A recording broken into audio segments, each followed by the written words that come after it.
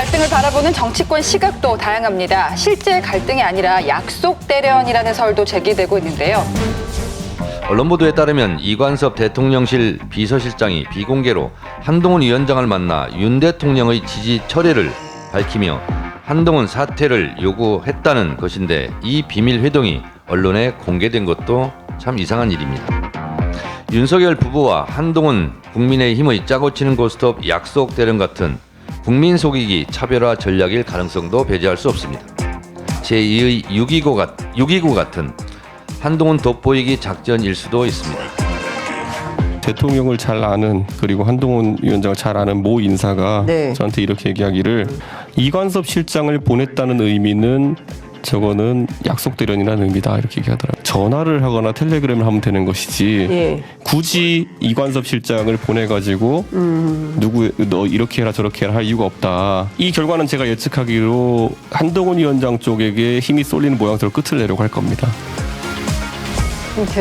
이준석 대표야 그동안에 틀린 해석이 굉장히 많지 않았습니까? 무슨 이 한동훈 위원장의 집에서 출근하는 데까지 무슨 도너스가 없다. 여기서부터 시작해가지고 많은 얘기들이 사실이 아닌 것으로 드러났고요. 약속 대련이라고 하기에는 보는 사람들을 사색으로 몰고 간 급소를 노린 것으로 볼 수 있을 정도의 언어가 튀어나왔었기 때문에 이것을 무슨 약속 대련이다 이렇게 얘기하기는 저는 어렵지 않느냐 정도로 해석해 약속 볼 수 있겠죠. 대련이라고 한다면 이 국민의힘과 정부는 대단한 타짜. 이렇게 정교하고 10단이야 10단 9단을 넘어. 그래서 약속 대련이 아니라는 겁니다. 제가 약속 대련과 같은 효과를 가져온 거는 맞지만 처음부터 이거를 아주 정교하고 세심하게 기획을 해가지고 먼저 지려면은 내가 사퇴 요구를 하면 당시 사퇴 거절 요구를 하고, 그리고 극적으로 대통령하고 만나게 눈 한 방 또 그것도 예측했을지도 몰라. 기상 그걸 다 보고 여태 눈이 올 수도 있다. 한 방 눈 내리면서 그게 가능. 그래서 저는 일종의 약속 대련이라는 말을 조를 만들어서 하는 부분들이 있지만은 전혀 예상하지 않았었던 부분들이 있고, 지금 하나 흥미로운 거는 그거예요. 국민의힘 공천관리위원회가 우선 추천 지역에 대한 기준을 발표했습니다. 우선 추천 세부 기준에 관해서 말씀드리겠습니다. 반복적인 국회의원 선거 패배로 당세가 현저히 약화된 지역, 3회 연속 패배한 지역, 이런 데서는 우선 추천할 수 있도록 했습니다. 거기에 다 어디가 다 들어가 있죠? 마포를 들어가 있고 계약을 그 말은 결국 뭐냐면 이건 사천이 아니라는 뜻을 공천관리위원회의 발표만 보다 험지 중에 험지고, 강남이라든지 예를 들어서 영남이라든지 당선 가능성이 200% 되는 데를 줘야지 사천이라고 그러지, 될지 안 될지도 모르는 데다가 넣는데 이 사천 논란 때문에 대통령실이 발끈했다.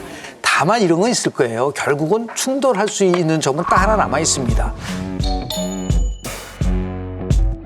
시스템 공천과 윤심 공천이 충돌한 지역이 나올 거다. 이철규 의원은 내 스텝이다.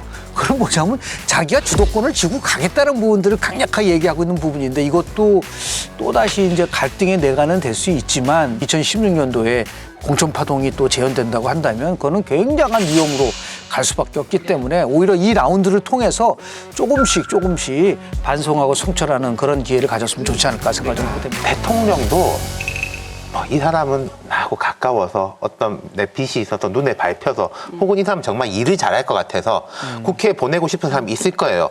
파일을 늘리면은 많이 집어넣을 수 있잖아요. 그러니까 지지율을 올리면은 충돌이 훨씬 더 낮아지는 겁니다. 지지율을 높여놓으면은 그게 되는 건데, 싸우면 싸울수록 지지율이 낮아질 거 아닙니까? 지지율이 낮아지면은 해볼 만한 지역이 줄어들잖아요. 그러면 갈등이 높아지는 거죠.